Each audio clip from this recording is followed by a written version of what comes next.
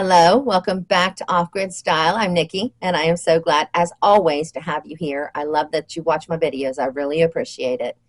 Today, we are discussing scavenging after SHTF situations. So, how, why, where, all of those answered questions. It's an interesting topic, and it's something that a lot of people, especially those in urban environments, definitely need to know. So, let's find out how to scavenge after SHTF. Survival scavenging after SHTF. When a catastrophic event occurs, the ability to scavenge becomes a vital skill for survival. Scavenging involves locating and repurposing resources in an environment that may have become unpredictable and scarce. We are going to look at the art of scavenging after an SHTF scenario, looking at strategies, ethical considerations, and essential skills for effective resource acquisition. Understanding what it means to scavenge in an SHTF situation. SHTF scenarios can result in a rapidly changing environment where traditional supply chains break down, necessitating individuals exploring alternative means of acquiring necessities. Successful scavenging begins with a thorough assessment of the available resources in the surroundings. This includes identifying potential locations for food, water, shelter, and other essential supplies. Let's talk about essential scavenging skills. Stealth and situational awareness. Navigating a post-SHTF environment requires heightened awareness of your surroundings. Being able to move quietly and discreetly minimizes the risk of encountering hostile individuals. Resource prioritization.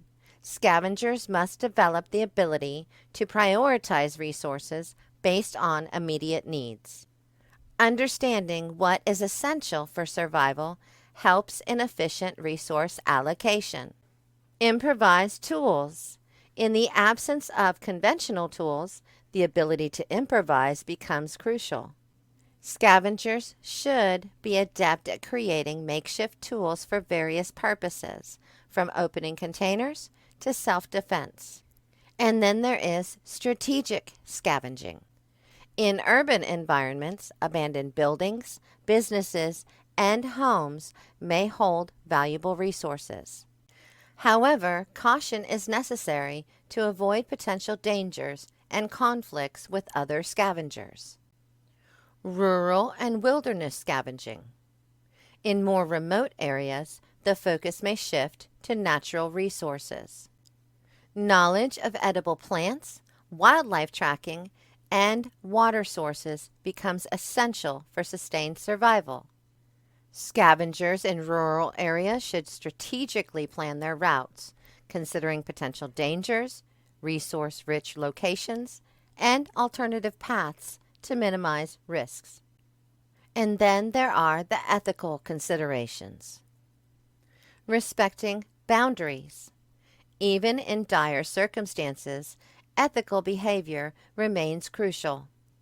Respecting the property and the belongings of others, whether abandoned or not, helps maintain a semblance of order in chaotic situations. And collaborating with other survivors gives a sense of unity. Sharing information and resources responsibly can enhance the chances of collective survival. Adapting to challenges. Scavengers must be prepared to encounter unforeseen challenges, from environmental hazards to potential confrontations with other survivors. Flexibility and adaptability are key to overcoming these obstacles. Balancing the potential rewards of scavenging with the associated risks is extremely important. Scavengers should make calculated decisions to ensure their safety and the success of their mission. Scavenging after SHTF is a dynamic and challenging endeavor that requires a combination of skills, resourcefulness, and ethical considerations. I hope you liked the video. Please share your thoughts with me as always. Let me know what your thoughts are. Like, comment, subscribe, all that good stuff. Also, check out our community page, please. We do all kinds of fun stuff on there. I do quizzes every day. We post cool survival infographics. We do funny posts, whatever you might like. It's there. And I'll see you again soon. Thank you.